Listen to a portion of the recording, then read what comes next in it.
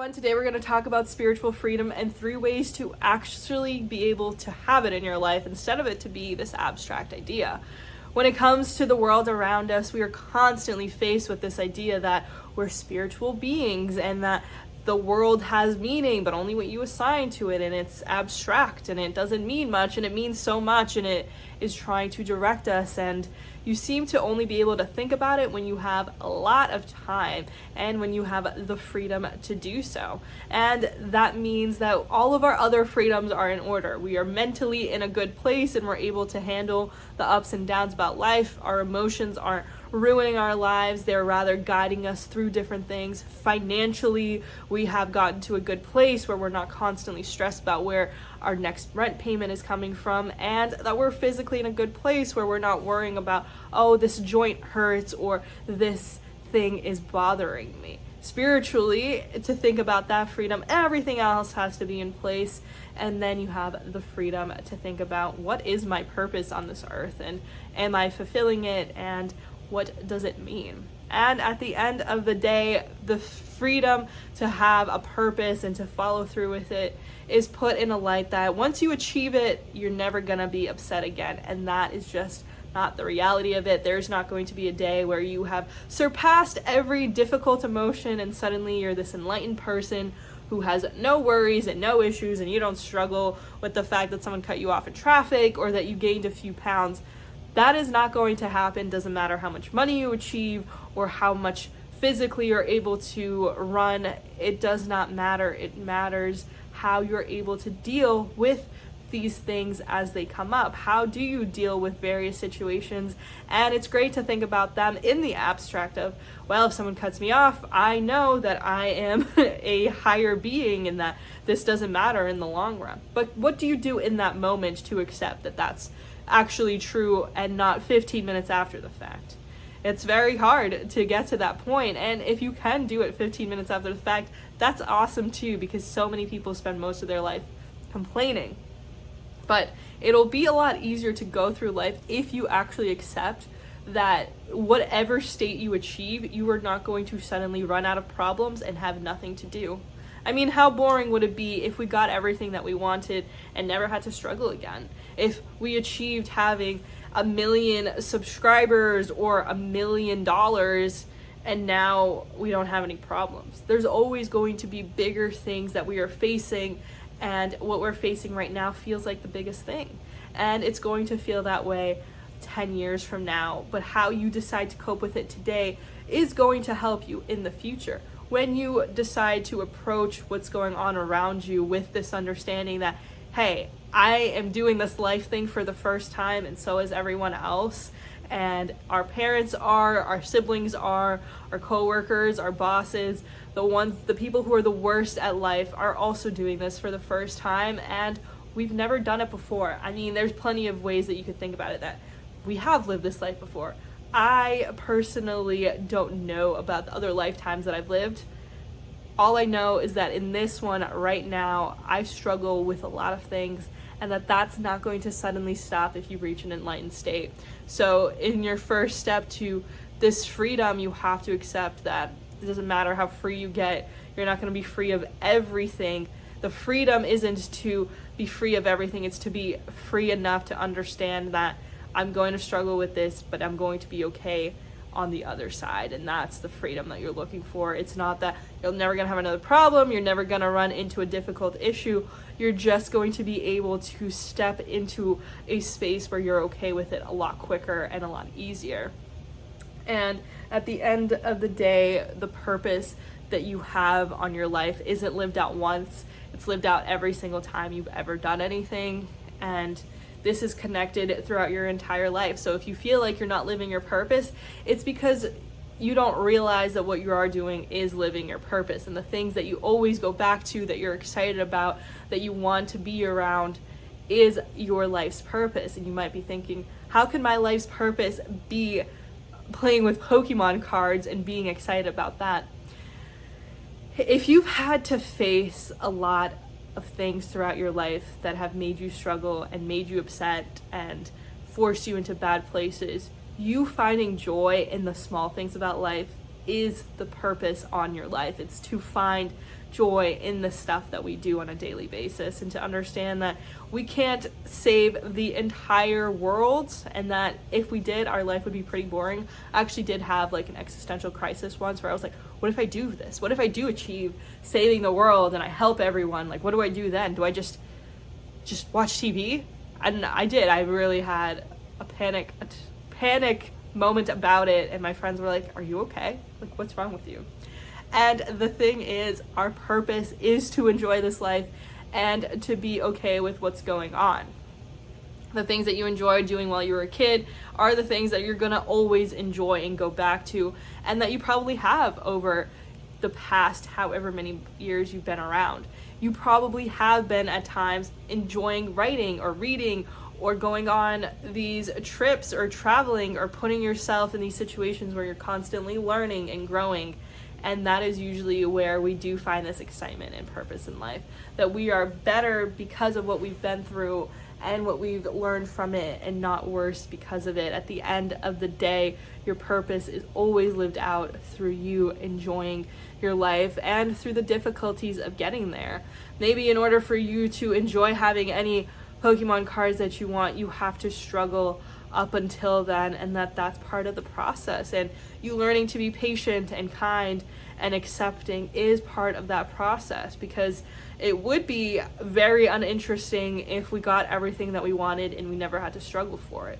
That is the point of this life, and the purpose of it is to struggle to get to that next level and to learn through it. And there isn't going to be one person in your life that stays for it throughout the duration except for you, and that is really where the basis of everything that we do has to come from, and that is the freedom we're all looking for. It is connected to this idea that you only get one life, one mind, one body, and that all of them are connected, and that they affect one another, and that it is up to us to take care of it and to put it in the best place for us to move forward and for us to feel better about ourselves. And that feeling good about ourselves isn't the thing that's always going to happen. You're not always going to be happy, and that when you struggle, getting that thing is going to matter a lot more. When you win $1 million, it doesn't mean as much to you as when you had to earn it yourself.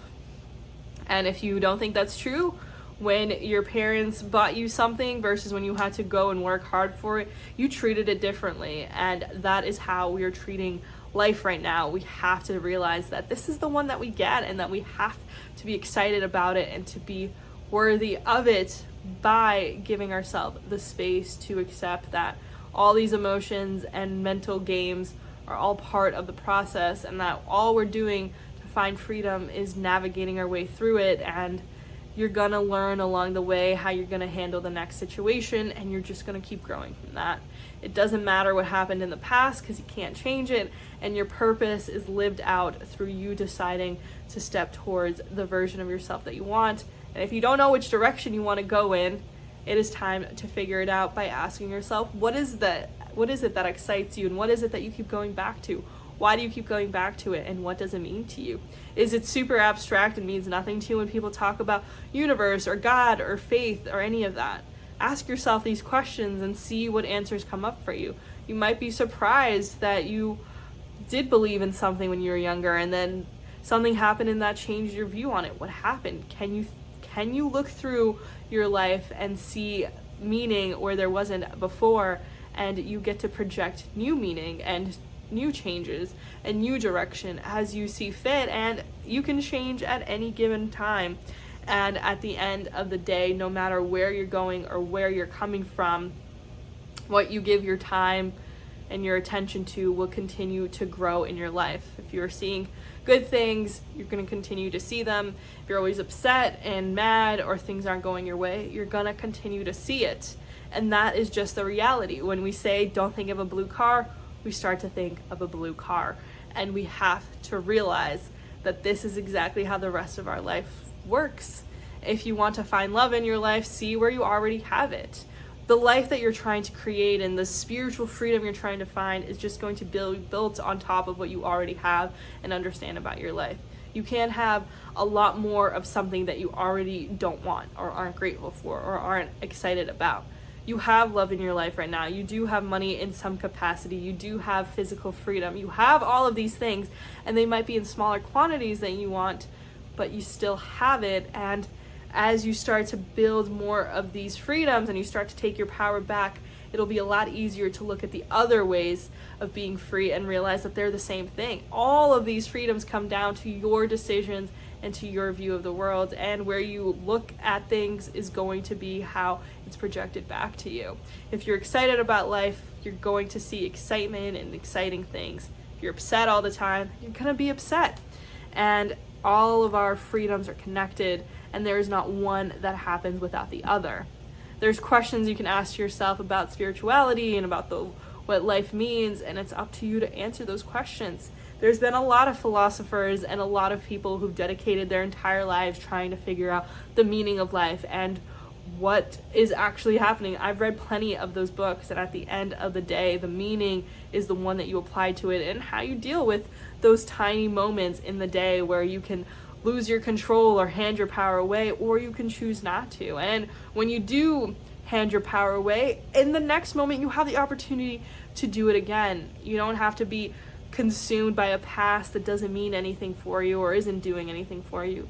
You get to move on and say enough is enough. It doesn't matter what they did or didn't do. I get to choose to be better or to do better or to want better.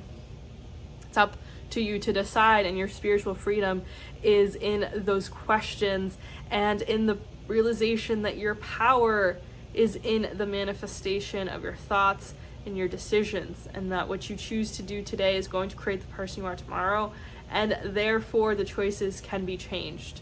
You're not the same person you were 5 years ago, but spiritually and the things that you constantly go back to are the same.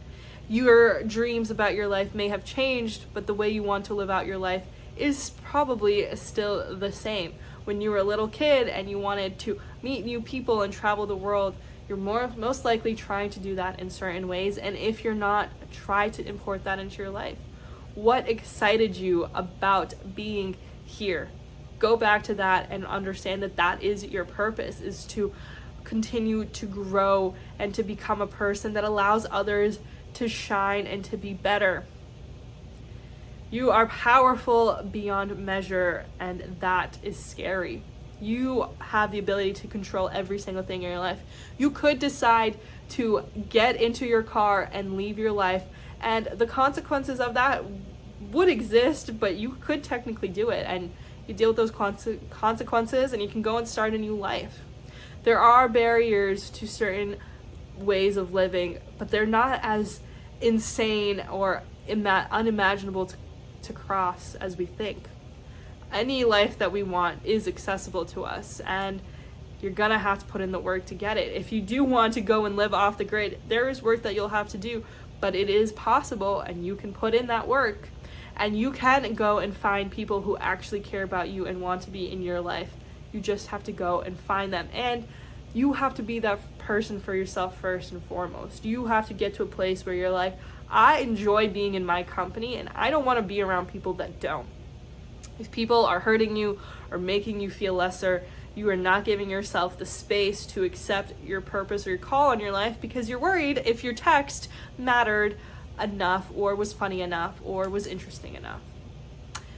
We give our freedom and our power to people through every decision that we make, or we take it back and understand that we have that power ultimately.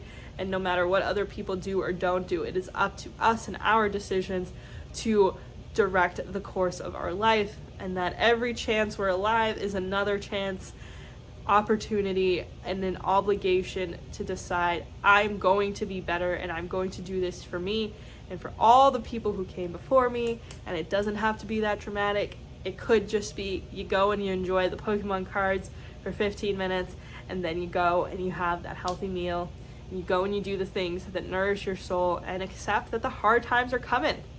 And the good times are too.